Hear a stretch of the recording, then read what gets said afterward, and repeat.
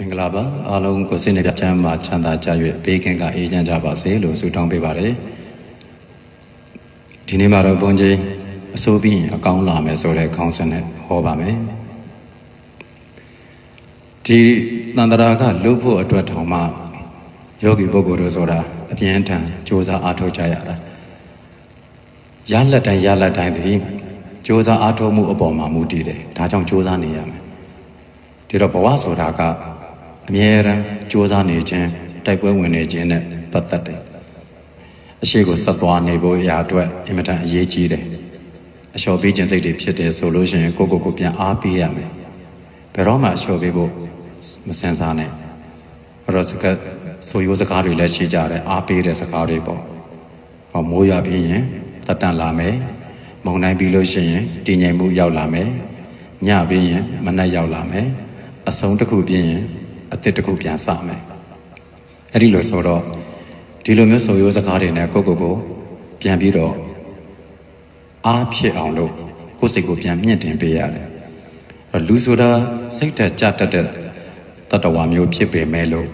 ကိုလည်းပဲစိတ်တက်မြင့်အောင်ပြန်ပြီးတော့မြင့်တင်နိုင်တဲ့လူစားမျိုးတွေဖြစ်တယ်ဒါကြောင့်ဘဝကိုအရှုံးမပေးရဘူးအရှုံးပေးခြင်းတဲ့စိတ်မျိုးဝင်လိုက်လို့ရှင်အရှုံးသမားဖြစ်သွားတာပဲအရှုံးမပေးဘူးဆိုရင်ဒါအနိုင်ရမဲ့သူတယောက်ဖြစ်သွားတာပဲဘဝမှာဆုလက်ဆိုတာအမြဲရှိတယ်အဲ့ဒီဆုလက်ကစူးစမ်းနေတဲ့သူတွေအတွက်ပဲအခက်အခဲတွေကြားတဲ့ကပဲအခွင့်အရေးကိုရှာကြရတာပဲလူတိုင်းဟာဒီလိုပဲရှာဖွေနေကြတာကိုယ်မှာတာဝန်တွေအများကြီးရှိနေကြတော့လဲဖြေရှင်းစရာပြဿနာတွေရှိနေကြတော့လဲထွက်ပေါက်တစ်ခုကိုတော့အမြဲရှာနေကြတာပဲရှာရင်တွေ့တယ်မရှာရင်မတွေ့ဘူးဒါကြောင့်ရှာနေဖို့လဲလိုသလိုတစ်ခုလုပ်နေဖို့လဲလိုတယ်ဘာမှမလုပ်ဘဲနဲ့ထိုင်နေလို့ကတော့ဘာကုန်မှလည်းမျောလင်းလို့မရဒါကြောင့်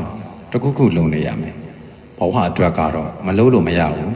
လုပ်ကိုလုပ်နေရမယ်ကြိုးစားနေရမယ်အဲ့တော့စွန့်လွတ်မယ်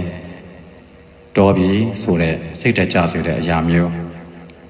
အစိုးအမြင်နဲ့ကြည်ပုံမျိုးသုံးသပ်ပုံမျိုးဘယ်တော့မှမလုပ်မိစေနဲ့ကို့မှာဘဝရှိသေးတယ်ကို့မှာရှည်လျားတဲ့ခရီးကြီးကိုရှောက်အောင်မယ်အဲ့တော့ဘယ်လိုပဲဖြစ်ပါစေနေ့စဉ်နေ့တိုင်းမှာတက်ကြွတဲ့စိတ်နဲ့ပဲကြော်ဖြတ်သွားမယ်အခက်အခဲဆိုတာလူတိုင်းမှာရှိတယ်လူမှုရေးပြဿနာဆိုတာလူတိုင်းမှာရှိတယ်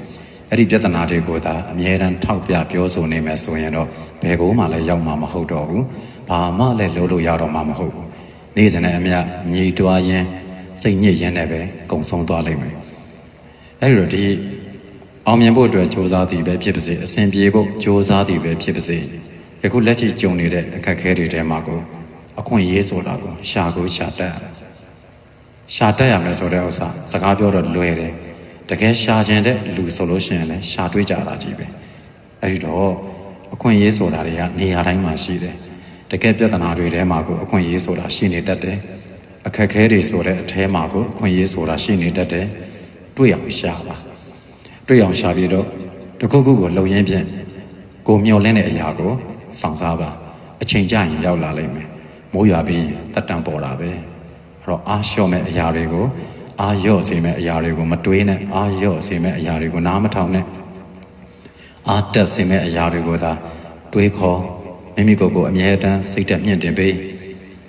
အမြဲတမ်းမြင့်တင်ပေးဖို့လိုတယ်ဒီလောက်ပြဿနာကတော့ကြော်ဖြတ်နိုင်တယ်ဒီလောက်ကတော့အေးစစ်စစ်ကြော်ဖြတ်သွားမယ်မမှုဘူးဆိုတဲ့စိတ်မျိုးကိုထားရတယ်ဒီတော့မှလည်းကြော်ဖြတ်နိုင်ကြတာမဟုတ်ရင်အရှုံးသမားတွေကြီးပဲညားလာလိမ့်မယ်ဘဝဆိုတာအရှုံးပေးဖို့မဟုတ်ဘူးဘဝဆိုတာတိုက်ပွဲဝင်နေဖို့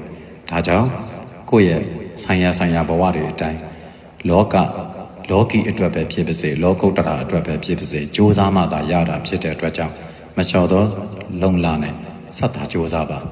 ဘယ်တော့မှစိတ်တကြမဲ့စကားမျိုးမပြောနဲ့ဘယ်တော့မှစိတ်တကြစေမဲ့အရာမျိုးတွေမတွေးနဲ့ဖြစ်ကိုဖြစ်စေရမယ်အဲ့တော့တေကမှတေရောဇွဲလည်းမလျှော့ဘူးမျောနှင်းချက်ကိုလည်းမပြတ်စည်းစေရဘူးလုံနိုင်တာတကုတ်လုံနေရင်လည်းဆက်လျှောက်သွားမယ်အဲ့ဒါကိုပဲပြီးပြည့်စုံတဲ့ဘဝလို့ခေါ်ရတာပဲဆက်ပြီးတော့ကြိုးစားပါဘယ်တော့မှလည်းစိတ်တမကြပါနဲ့စိတ်တက်ကြစေမဲ့အရာမှန်သမျှကိုခေါင်းထဲကထုတ်ပစ်လိုက်ပါတက်ကြွနေပါကုသိုလ်စိတ်နဲ့အေးအောင်နေပါအေးချမ်းပါလိမ့်မယ်အောင်မြင်ပါလိမ့်မယ်ဒါကြောင့်ကဘာသူကဘာသားပေါင်းမိမိစူးစမ်းတဲ့သောအရာများကိုစူးစမ်းနေရင်ဖြင့်အနာဂတ်မှာအေးချမ်းပျော်ရွှင်အောင်မြင်ကြပါစေ